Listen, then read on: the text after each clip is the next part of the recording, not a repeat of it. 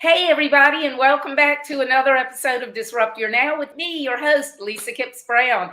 And this is the very first time I believe that I've had a fellow Hokie on my show. So I'm really excited to have Wes Harper. Wes lives in the Raleigh-Durham area, so he's not very far from me. And he also owns an IT company named LightWire, managed services, IT managed services company named LightWire, and he's been on Naked and Afraid 3 times. So welcome to the show, Wes. I want you to give people more about your background and how you got to where we are, and then we'll just let it rip. Well, sure. Well, thanks for having me, first of all. Excited to be here. Yeah, thanks for coming. Yes, it's all true, right? I mean, it's all true. When I talk about my background, I could just there's columns. Is it the Naked and Afraid background? Is it LightWire background? Is it just my family background? But I grew up in Northern Virginia. Okay. Have a brother, and we grew up outside all the time. My mom and dad were fantastic. They exposed us to everything possible, camping, fishing, hunting, outdoor life. Yeah. My mom, she worked outside the house, but she was also a homemaker. And then when we got older, that's what she did to a degree. And then my dad worked for the Pentagon. I figured he was in the defense industry. He actually was in the Joint Chiefs of Staff for the last maybe 5, 6, 7 years of his career. And the one thing that he impressed upon my brother and I was not to do what he did. Do not do an hour-and-a-half commute to your job. Do not do that. And so that was ingrained in me really strongly. I need to go out and do my own thing. My parents set many examples for me of side hustle businesses and that's awesome ways to do things without just being part of the system. And so that's kind of how I grew up. And then went to Virginia Tech, had a great time and a pretty good education. Yeah, I had a lot of fun over there too. It was a good time. It was a good time, but I was a psychology major and a childhood education minor. Oh, okay. I just assumed that you majored in computer science or something. No, I kind of majored in people. Okay. How to talk to people, how to understand people, how to relate to them. That was really what I studied. And I'm very fortunate that I did, because I use that every day, really. It's become a personality trait of mine to understand people, get along with people, make them feel comfortable. Yeah. That's so cool because, I think people are beginning to appreciate that more again. But for a while in the 70s and 80s, it was like everything that was valued more was technical or numbers. I was an accounting major and getting more degrees and this, that, and the other. So a lot of people now are rediscovering how important soft skills are. So it's great that you never needed to rediscover it. Well, I think that's ever important now, as much as we're remote and we're Zoom and we're Teams and video. The art of talking to people, looking them in the eye, shaking hands. I mean, that's really tough these days. It's hard to find people that are 40 and younger, let's say, who know how to carry on a decent conversation. And it's a changing world. I'm sad that part of it seems to be lost a little bit. Yeah. One of the companies that I know that trains special forces, and it's a private company, but they train them in certain things. They said one of the biggest things they have to teach, this is not what they're supposed to be teaching, but one of the biggest things they have to teach is soft skills, people skills, because they just don't know how to interact with people if they're not on a phone or online. Right. Yeah, it's very sad, actually. I'm a people person, so I love talking to people. I love meeting them. I love shaking hands. I love taking somebody out for a beer in the evening. I mean, those are all things that are invaluable to me. So this whole COVID misery of, being holed up in one place and remote, I have not been happy with that at all. Yeah. It's been really hard for us too, for my husband and myself. Well, speaking of commute, I grew up in a small town in Virginia, South Boston, Virginia, which is just over the line from Raleigh, Durham. And my father owned a very small business downtown, music and appliance store.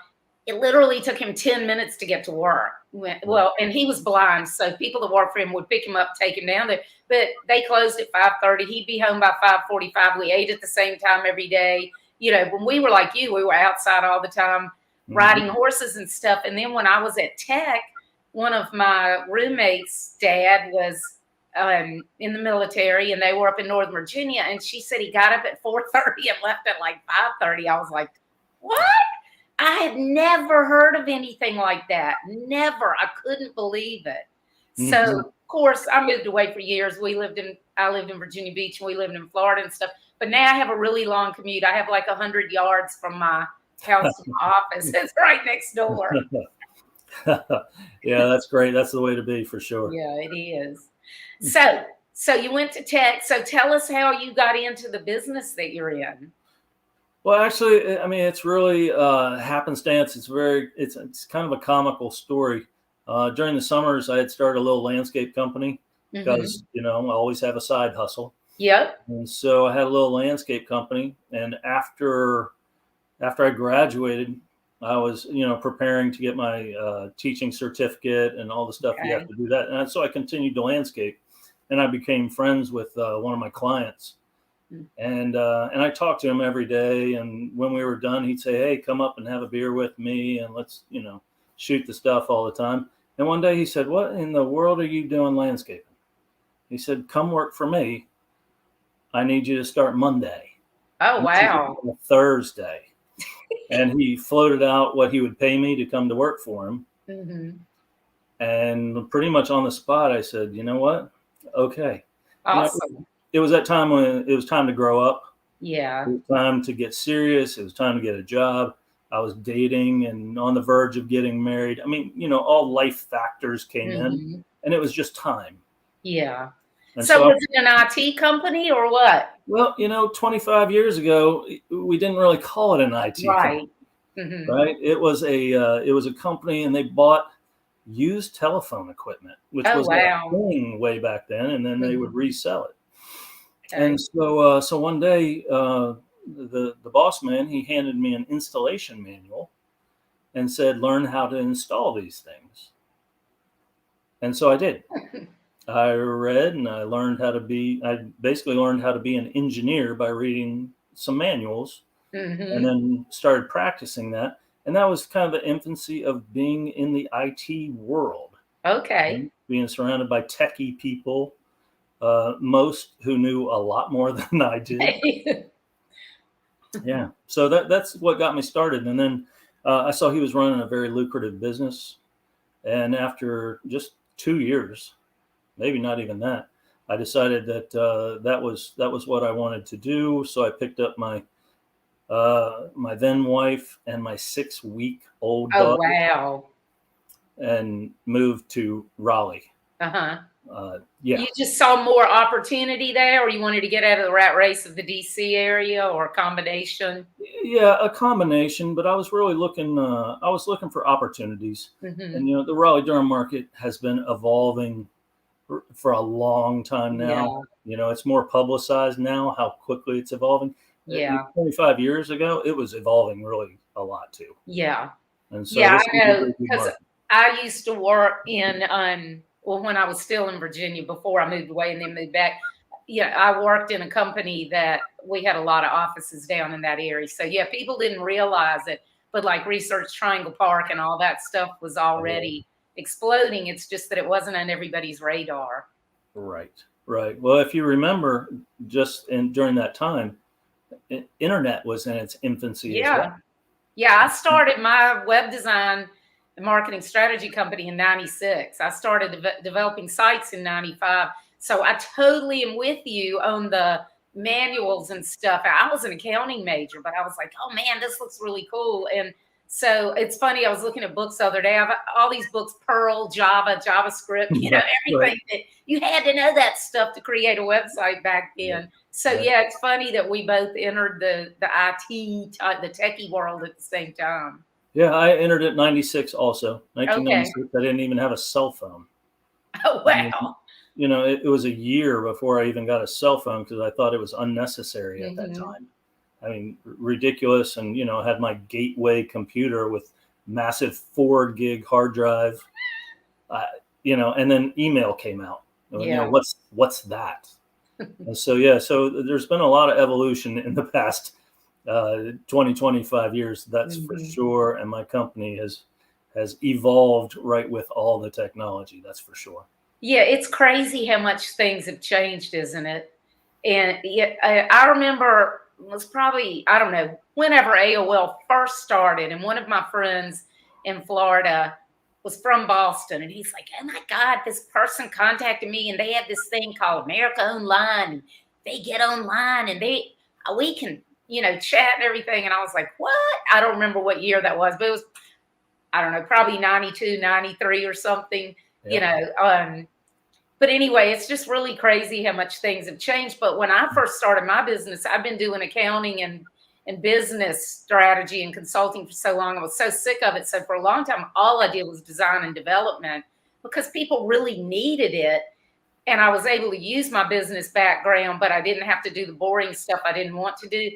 But it's funny because now it's going back around full circle, because now, there's apps for everything and people know how to make things, but they don't know how to make it be useful to their business. So, I'm back to a lot of strategy now. That's true. That's very true. We see that every day. Yeah. So tell us about your business. Well, you kind of said it. IT services. We're a managed service company. We've evolved. We offer cloud services, which means something different to anybody who ever says cloud services. We host data in our own LightWire cloud. Okay. We offer, varying degrees of cybersecurity, help desk services, maintenance services. Really, if you have a small company that can't afford their own IT in-house person, we are the outsourced company for you.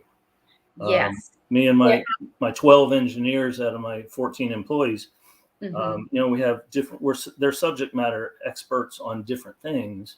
Yeah. And so the client is not saddled with one person who's trying to know everything or getting caught up on everything or bored to death and playing solitaire when he's got downtime. Yep. We fill that void. I always recommend to my clients, unless they are just really big, don't have your own employees. Have managed IT services, because like you said, you can have experts in every area, whereas one person or even 5 or 6 people, there's no way that they can keep up. And here's the other thing. The people hiring them have no clue what to even ask them. So I've had clients that had IT managers that knew nothing. It was horrifying because they had no clue what to ask. If somebody could throw out some words that sounded important, they're like, oh, you must know what you're talking about. You're hired. And that's very scary. IT is a trust business. Yes. You have passwords and you're housing people's data and no one can see it because, I can't let that out. And so it's really a relationship business. And, some people use fear to get clients. Yeah. And some people use trust to get clients. And if you're a sole person taking care of a 100-user network, one, you're afraid for your job. Yeah. No offense to anybody who's really good at it, because the good ones are good. Yeah. But, they're very protective over what they have. They don't want outside help because then it makes them look ignorant. Yeah. So, it's the whole gamut on that. It really is. But I know when people come over to us, either from having somebody on site permanent or from having their cousin-in-law help them on the weekends. Yeah. That they really breathe a sigh of relief. You can just see their confidence returning. And they go from somebody who's worried about their IT and has to fix a printer on the weekend, yeah, to just doing their business. They just run their business at that point. Yeah, doing what they're good at and making money instead of worrying about stuff that they shouldn't be. So you have an announcement, right, about your business? I do. Thanks for asking. Yeah, we just acquired one of our competitors. Okay. Networking Plus is a small competitor out of Garner, and they did a fantastic job. But they decided that it was time for them to start a fade off. You know, managed service is a tough business, and after a while, a lot of people go, "I just don't want to be in this business anymore." Yeah. And so, out of maybe 5 suitors, we were able to acquire them. And so, over the last 10 days, we have been integrating their clients into our client base. And so you are probably exhausted, right? I'm very tired. But you know what? My staff of engineers, they are the ones who are exhausted. Yeah, I'm sure. They are fantastic, and they have been burning the candle at both ends. I can't speak highly enough about them. Just great individuals. And I tell you, when I talk to them, they're geniuses. You know, doesn't that make you feel good to be able to work with people that you just know they know their stuff and you don't have to worry about it? Yeah, it's amazing. And when you talk to them at a business and you say, well, what are you going to do after work today? Mm-hmm. They're going to get on their computer and research things, and they're going to fly their drone. Yeah. And then investigate. They said, oh, well, I'm installing a server at my house. I mean, these guys eat, sleep, breathe IT, and they're fantastic.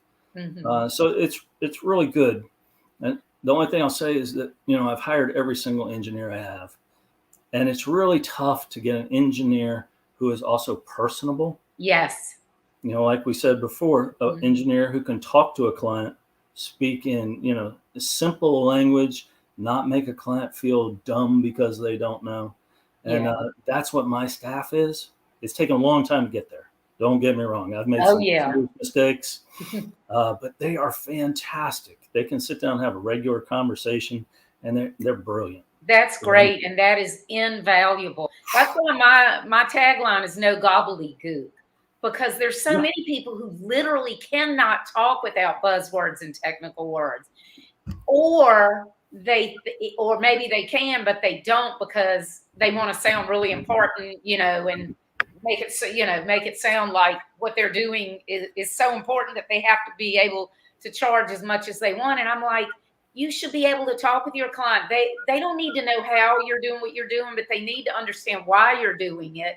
And so I use a lot of analogies because, especially with older people my age, you know, it's like people, you need to talk in ways that they go, oh yeah, you know, if you can relate it to something that they're familiar with. So that's awesome for you to have that many engineers who are not only smart and experienced, but can actually work with other people. That's amazing. They'll be mad when I refer to them this way, but they're sweethearts. Oh, they really are. They are genuine people. They don't throw acronyms at you all day long, which is, you know, notorious in the IT industry. Oh, yeah. You know, you mask what you don't know by throwing out 5 acronyms because you know no one else is going to know either.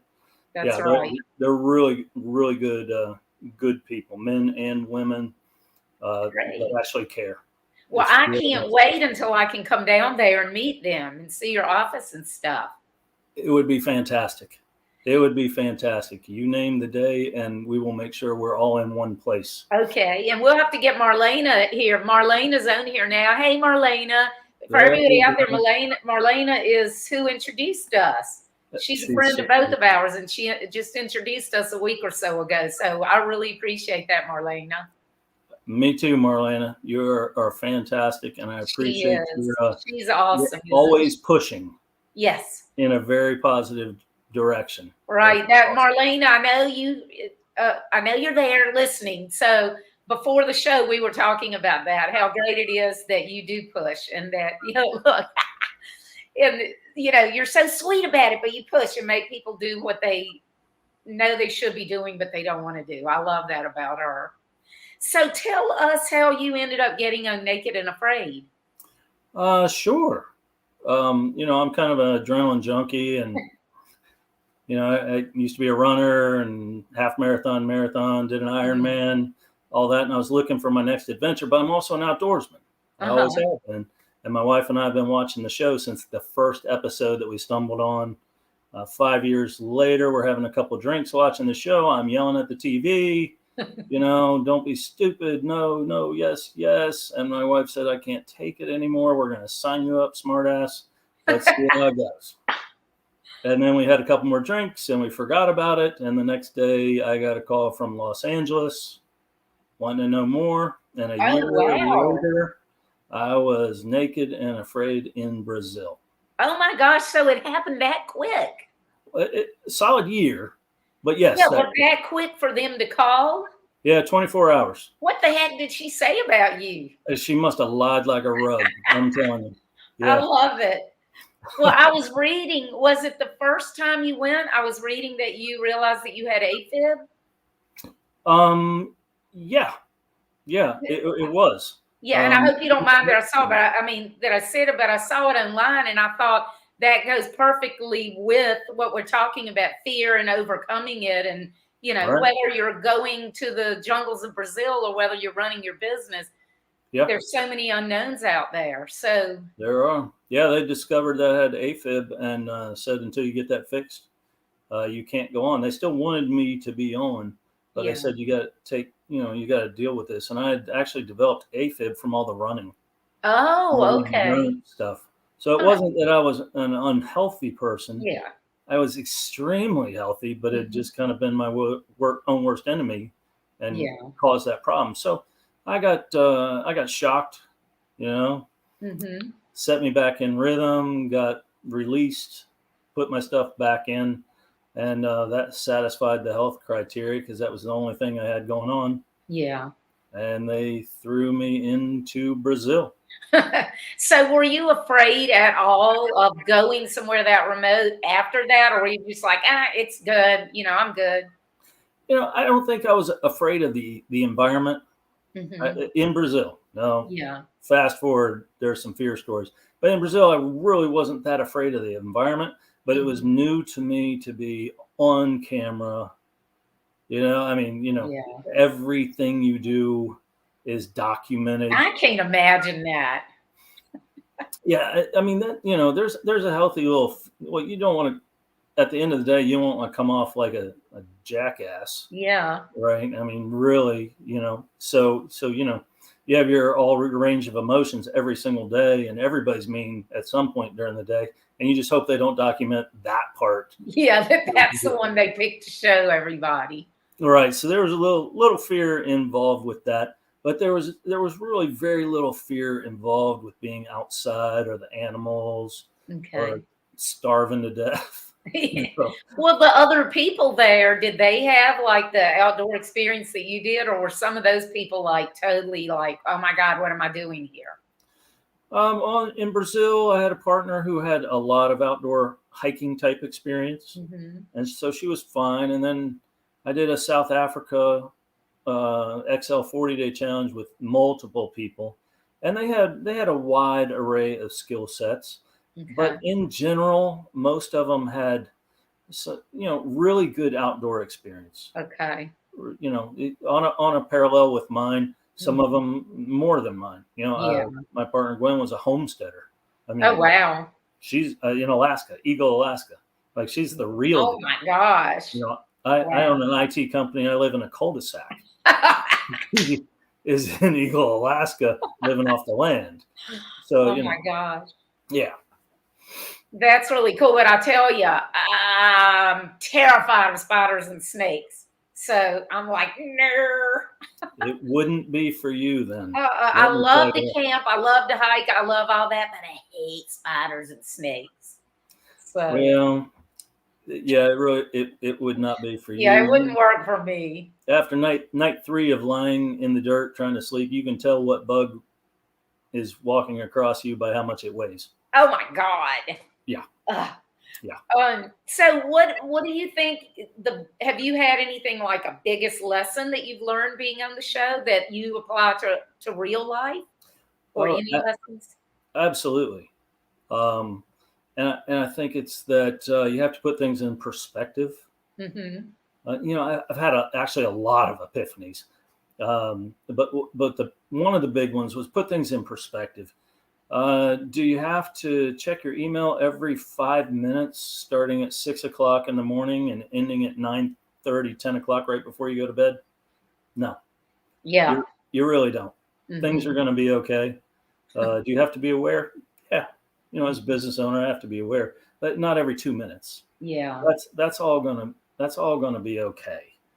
A lot of things like that. Do I have to always be available? Mm-hmm. No, I really don't. Am I allowed to take a bathroom break without my phone? Yeah, I am. So those kinds of things I had a pretty good epiphany on, and I tried.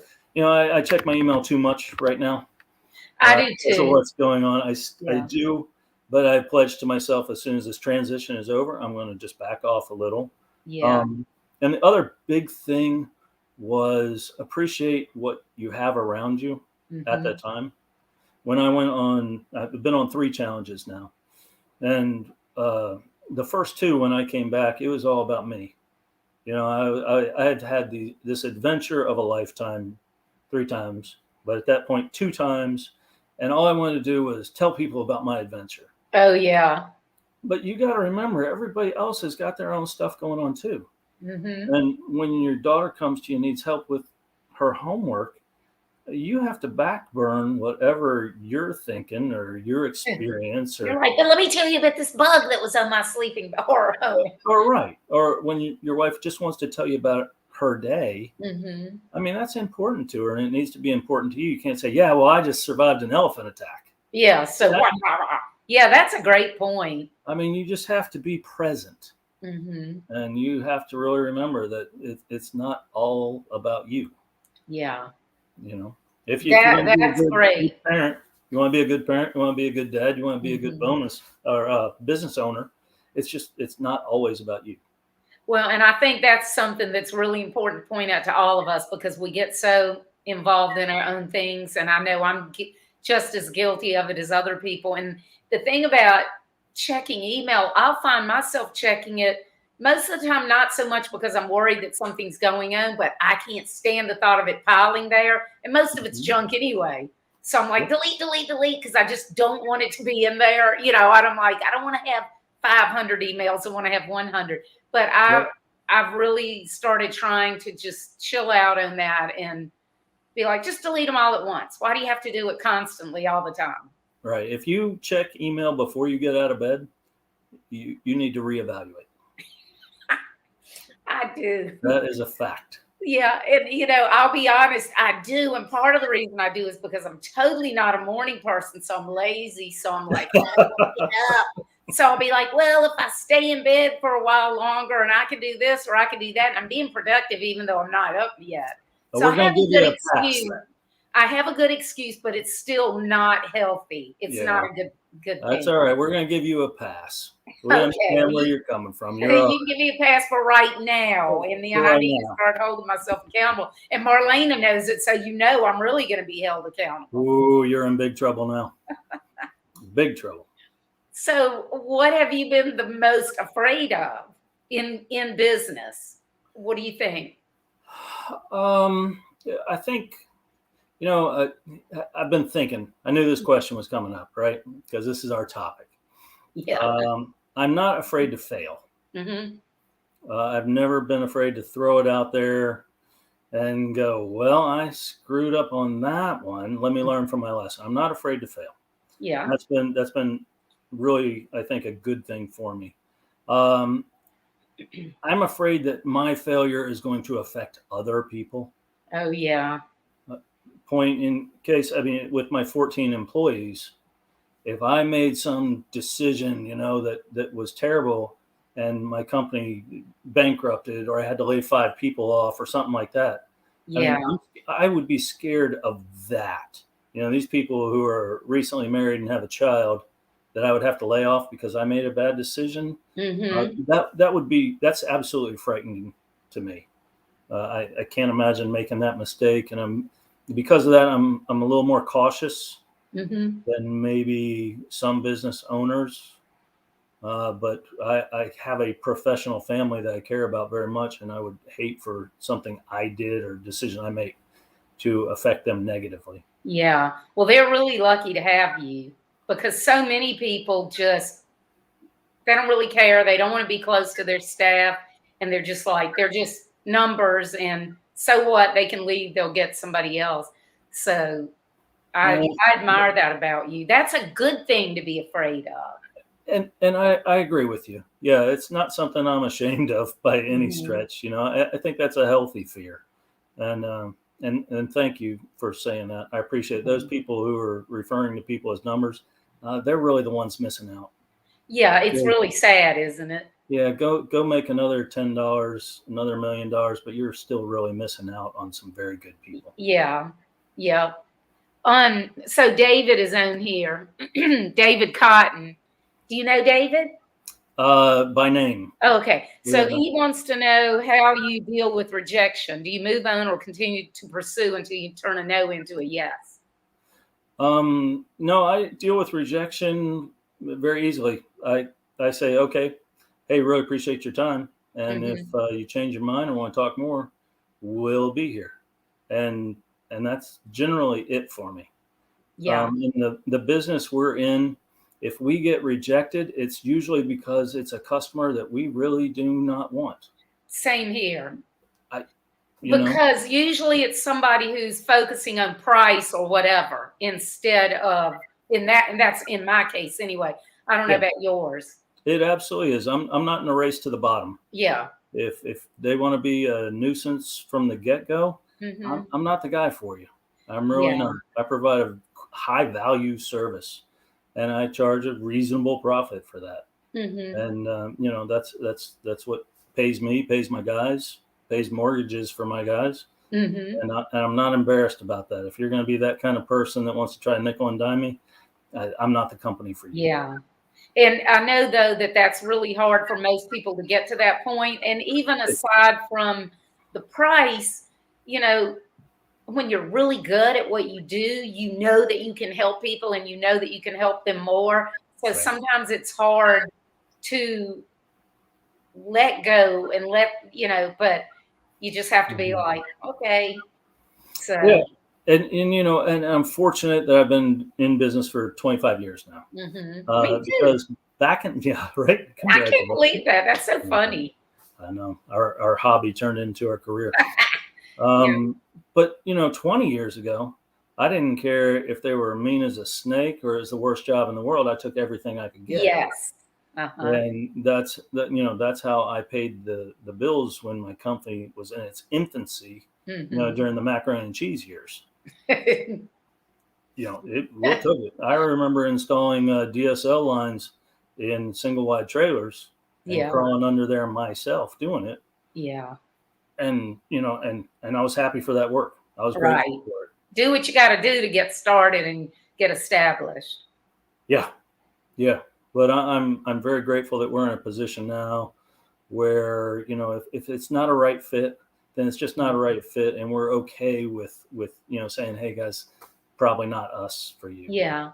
And don't you think a lot of business owners, especially if they're in the service industry, a smaller company like ours, a lot of people don't really even know who their ideal customer is. They're just like, this is what we do, and they don't think enough about the idiosyncrasies of what they do and how they want to provide that service and how they even want to interact with their clients. Yeah, that's very true. And that's a tough balance, right?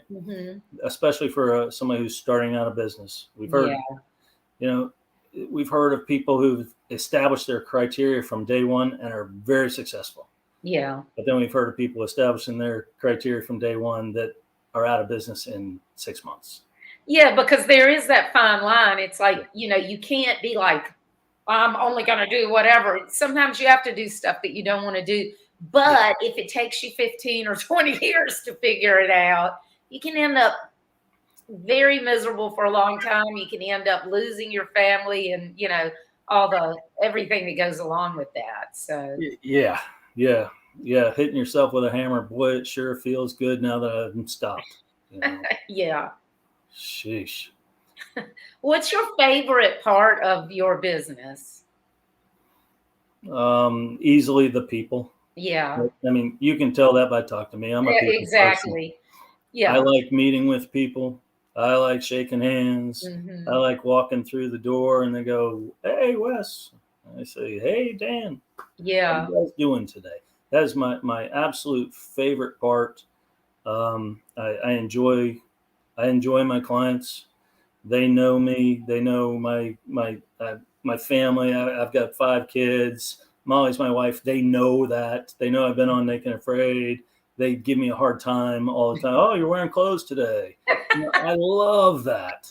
And you know, and I go right back at them with stuff on them too. That is my favorite part of my business and being an owner. And same with the employees.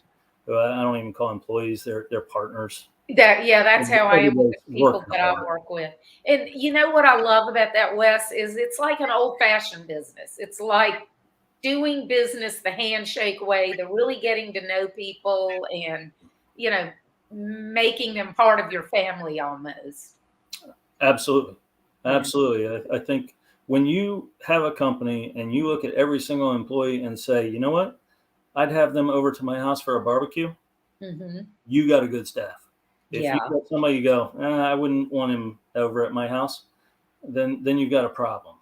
And Yeah. so I can say and have had everybody over at my house and have enjoyed them thoroughly. And Mhm. that's when you know you got a great team. For sure, because not only do you enjoy them, they enjoy each other. That's very, very unusual, and it can't be luck. It has to be because you knew what you were looking for, who you were looking for, and you built that team to be like that. Oh, it's blood, sweat, and tears Yeah. to get the right team. Yeah. That is for sure. I will tell you a quick story, and I Okay. tell this all the time, and it's true. 20 years ago, when I hired an employee, we had a really dumpy little office, and I had just rounded up all the trash bags because I was going to take them down to the dumpster Mhm. and put them by the door. There were 3 of them, and then knock on the door. This applicant came in. We talked, you know, interviewed and all that stuff. And I said, "Okay, thanks. I'll be talking to you in a week. You know, I got other people." And I said, "I'll walk you out to the car. I got to take this trash anyway." I picked up 2 trash bags, and he picked up the 3rd trash bag Wow. and said, "I got this one." Mhm. I hired him when we got down the parking lot. Yep, because you know that that person is the type of person you want to be around, Absolutely. and you want to be around your customers. Yeah, we can teach anybody to be an IT engineer. Yep. You go to school, you take classes, you read books, you know, practical experience. You can do that. But to be a customer service oriented person, you have to Mhm. be raised with that skill. That's I don't right. think you can learn that. That's something you have to be brought up with. "Yes, sir. Yes, ma'am. How can I help you?" Yeah. Yeah, Totally agree. that's home To training. Yes, that is, totally agree. That's a really cool story, though, and it's a great example for people to because I think a lot of people get so caught up in the check marks. Take a step back and use your common sense and think about, you know, do I want to be around this person? Do I feel, am I going to be embarrassed or worried about what they might say to a customer? And so Yeah, that's a really great I tell story. you, the very funny part is we do that as a ritual now when we interview applicants. We've Uh-huh. done that from that day forward. You know, even if we have to make 3 bags of trash, you Hmm. know, out of whatever, we put them by the door, and we still do the trash bag test That's awesome. for every single person we interview. And they can be the smartest guy in the world, and if Hmm. they don't offer to help out, they don't get a call back. Yeah, because you know, if they're not going to offer to help when they're trying to get a job, they're sure not going to offer to help when they already have a job. Absolutely not. Yeah. Absolutely not. You can tell a lot about a person just, you Hmm. know, observing some simple behaviors. Yeah. Well, Steve Sims, the coach that Marlene and I met through, Steve has what he calls the chug test. And he's like, if I don't want to sit down and have a drink with you, I don't want to have you as a client, you At know? least I was going to say I might be pretty good at that test. Yeah. Well, what do you think the biggest mistake you've made in your business is? You know, I think I was a break fix company for a long time. Mm-hmm. And so when you're a break fix company, it means you're unemployed every single day until something breaks. Yeah. And I think I sat on my hands a little too long before changing over to a managed service provider. Okay. We have flat rate billing, proactive service. Our job is to make sure everything works when you sit down in your chair and turn your computer on. Mm-hmm. And so I think I waited a little bit too long to make that happen. Mm-hmm. I'm glad I did, but a year earlier might have made a big difference. And I think that was the fear we talk about, Mm-hmm. because we were making decent money as a company, and I was afraid, even though I saw the writing on the wall of what was coming in the next few years, Yeah. how we had to evolve. I sat on my hands a little bit too long, Mm-hmm. and so I think that was a pretty bad mistake. Yeah. Well, on it, shoot, I was going to say something and now I lost it. The fact that you realized you saw it and you still didn't do it. I think a lot of people are like that, especially when you're already making pretty good money, because it's easier to make a change if you're sucking at everything. But when Right. you're comfortable, then it's like, I don't really want to change anything, because what if things get worse? Well, I mean, because we're about the same age. You remember Blockbuster? Yeah, oh yeah. Everybody used to go to Blockbuster and get their movies. Yeah, it's crazy, isn't it? Who would have ever thought? Right. Who's Blockbuster today? Yeah, exactly. Who's Netflix? Yeah, and that's why I tell my clients, I'm like, you have got to constantly evolve. I don't care what kind of business you are, you have to constantly evolve. Even if it's just the way you serve your customers or whatever, you got to figure out, and you constantly have to be looking ahead. Just to keep your finger on the pulse, but especially your finger on the pulse of people like you do, not just technology and trends and everything, but actual people, and try to figure out what you think your people, the people that you want to serve, will be needing, that kind of thing. Yeah. I tell you, at the end of the day, I really feel no matter how technology evolves, people need people. I agree. And when COVID hit and everybody was, freaking out, technology, and you think, since basically I'm in technology, I was telling my clients, look, yes, this is good because it's making you see some of the things that I've been telling you need to do. It's making you realize it, but hey, don't go too far the other way, because the next time it might be Amazon and everybody else in it who's out, and it could be the little mom and pop down in the corner who's okay because they're brick and mortar, because hey, it could be electromagnetic pulse, whatever. And it's like you have to balance it out. Think about it. There are so many businesses that literally don't even have a list of their customers that isn't digital. They have no clue. Yeah. And or any kind of record. So if something like, not sound like a conspiracy theorist, but if something like a magnetic pulse were to happen and everything's wiped out, not only does all the systems, everything go down, and supply chain and all that, but you don't even know who your customers were and how to get them, if you were able to get them. Right. And that's very true. But in addition to that, I mean, you and I have never shook hands before. We have never seen each other really face to face before. But what we're doing right now, that counts as a very personal interaction. Yes. Even though we're on the internet and we're 200 miles from each other, I believe that is still, people need people. Yeah. No matter what medium you use. I prefer handshakes and hugs. Yeah. But if this is how I get to know you and we can have a personal talk, well, I'll take it. Oh, absolutely. When my kids were little, this must have been the really early 90s. I remember we went to some kind of IMAX movie, and it was about like a space station out in some galaxy, and everybody was living in it. And there were more space stations all around. And the kids were like, oh, I'm going to go play with whoever. And they go in this room, and there's this huge screen on the wall, and the kids are playing virtually. And I remember thinking, oh my God, that's so sad. Because of course that was pre-everything, with the internet. And it's so funny because that's basically what we're doing now, but it was so foreign then. And it really wasn't that long before, it was mainstream. Right. And it's just amazing how fast everything is changing, isn't it? It really is. It really is. We knew remote workers were coming for some time. Mm-hmm. And COVID has forced that hand. And I think it forced everybody's hand and made them realize, we should have done this 5 years ago. Yeah.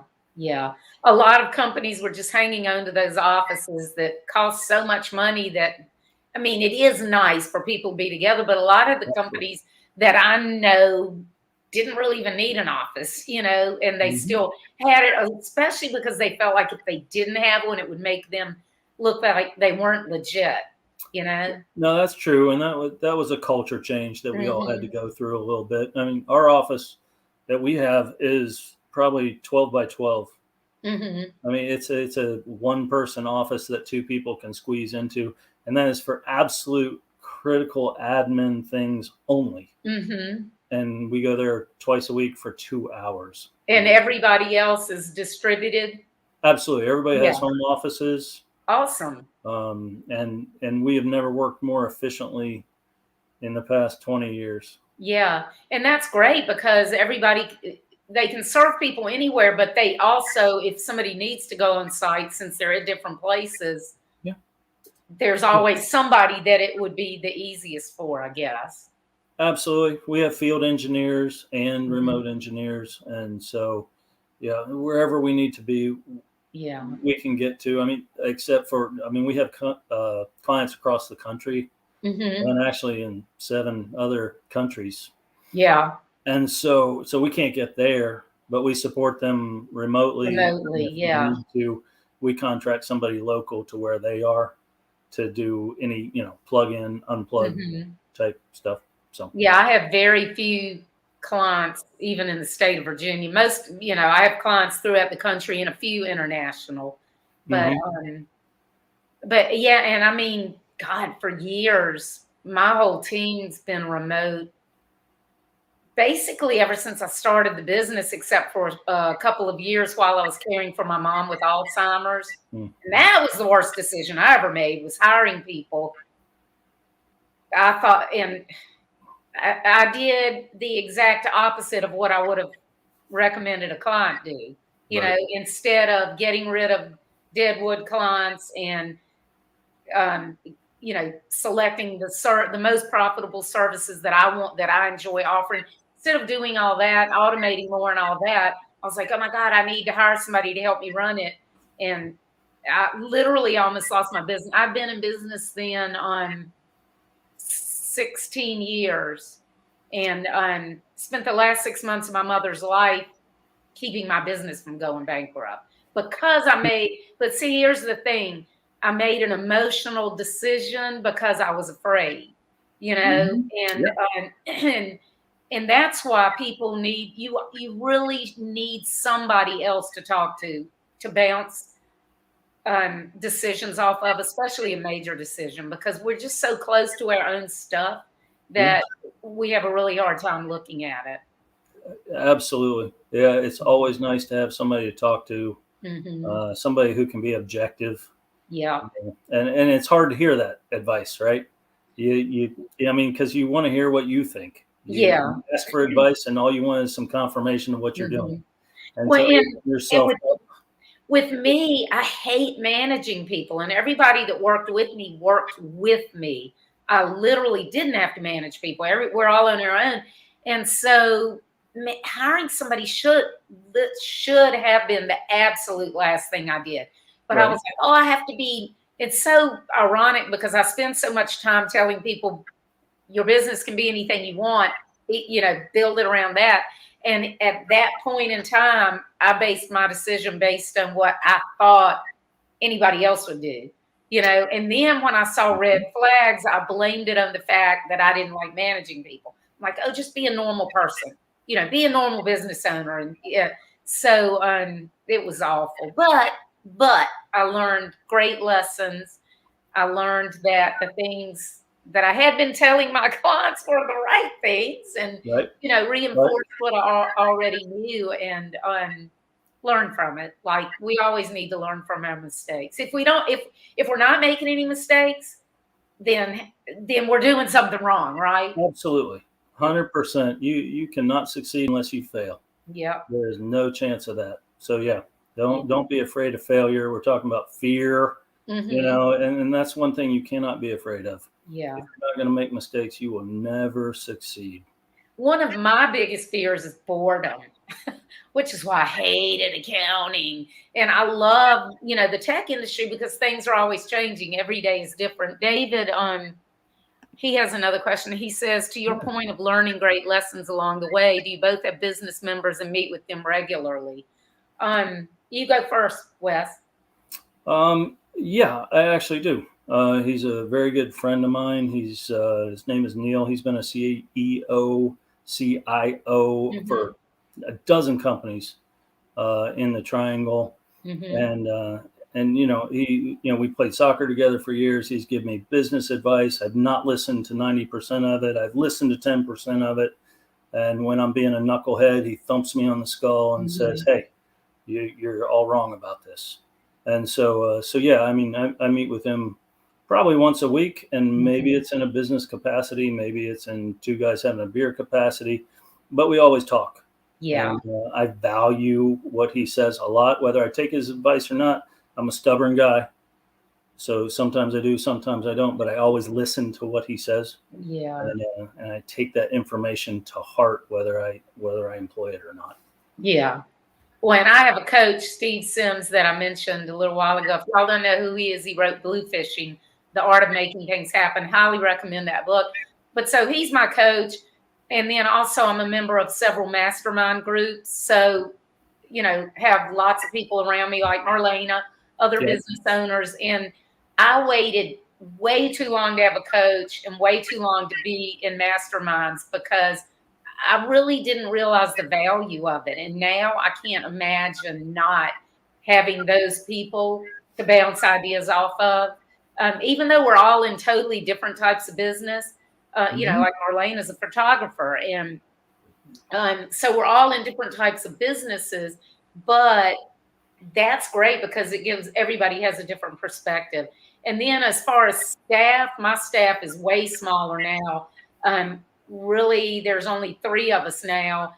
And the main internal person that I meet with is actually my daughter. She's my creative director, but she's in Atlanta. So we just talk on the phone and, and Zoom and stuff. So I've intentionally made my staff a lot smaller because, hey, I'm 60 and I don't like managing people. And I like strategy. I really love strategy and stuff. So I'm intentionally pivoting my business. So less of the design and everything we got into like print design and all kinds of stuff. That it was great. I mean, it was great. But once you're in something like that, I mean, I'm not an artist. So if Aaron had left or whatever, people leave, you have to replace them. Right. So I've gotten back to where I used to be more of the technology and strategy and, let go of a lot of that other stuff, the design stuff that I had to have other people do. Right. Hope that answers your question, David. I'll tell you another thing that I'm involved. I mean, most business people have heard of BNI, Business Network International. And I mean, it's a referral group, and that's well and good for what it is. But what I value the most about it is there are other independent business owners, who are in the group, and we collaborate constantly. Oh, that's great. And so that's good because I have 5 to 10 people who are serious business owners. They're all about making it, working hard. And, we talk about, it's a peer group and we have, a beer and talk about what's going on, what's our problems. Oh, we just had this win, we had this success, and then, we've had this failure.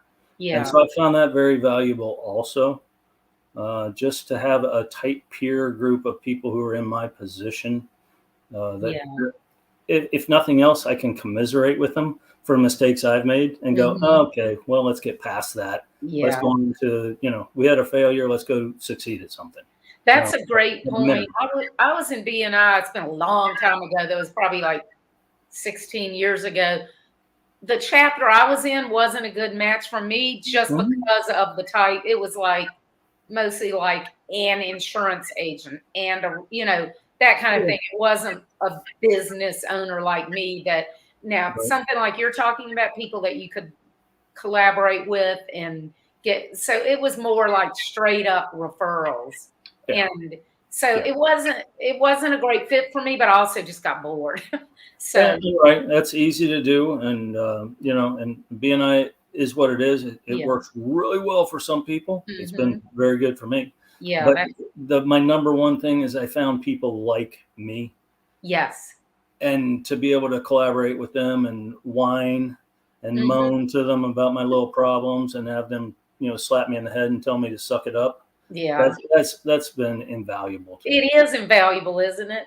And I love people too. And I'm one of these people that usually once I meet somebody, they like me and they want to work with me. Right. It's the meeting them first, because like we were talking before, I think it was before the show, I'm not good at talking about myself and promoting myself. And there's so many people that yell from the rooftop how brilliant they are, and they really don't know anything but a bunch of buzzwords.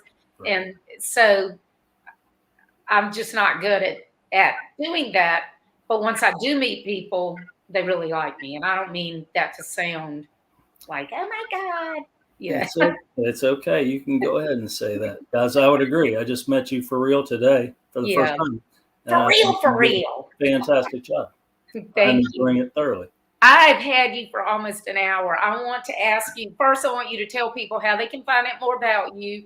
And if you're going to be on Naked and Afraid again, how they can find out more about you, and if you have a last piece of advice you want to leave them with.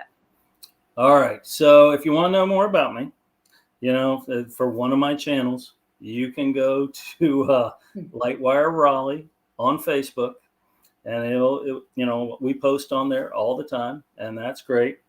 If you want to check out the Naked and Afraid stuff, you can go to West Naked and Afraid.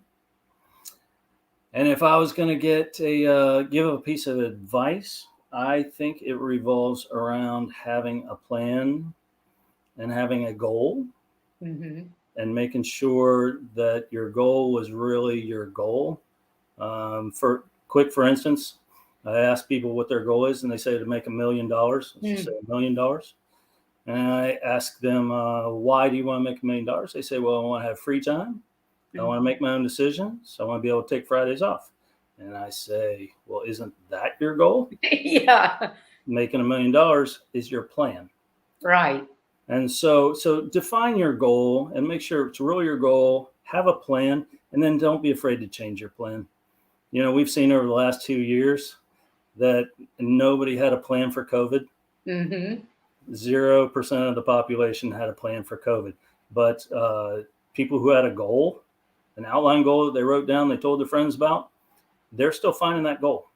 Yeah. They've had to pivot. They've had to move, shuck and jive, but they're still going after their goal, just like I am and every other business owner that's still in the game.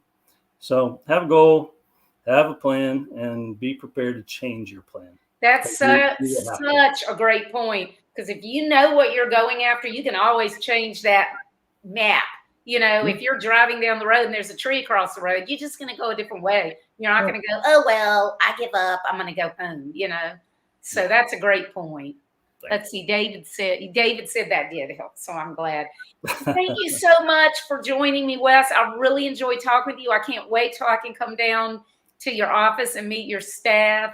And for everybody out there, if you want to know more about me, go to LisaKipps-Brown.com, and my latest book, Disrupt Your Now, is on there. I interviewed 50 entrepreneurs, and so I call it the bathroom book for business, because I've got 102 lessons from 50 entrepreneurs, and it's all short stories and anecdotally to help people figure out what they want out of life and how they can use their business to get there.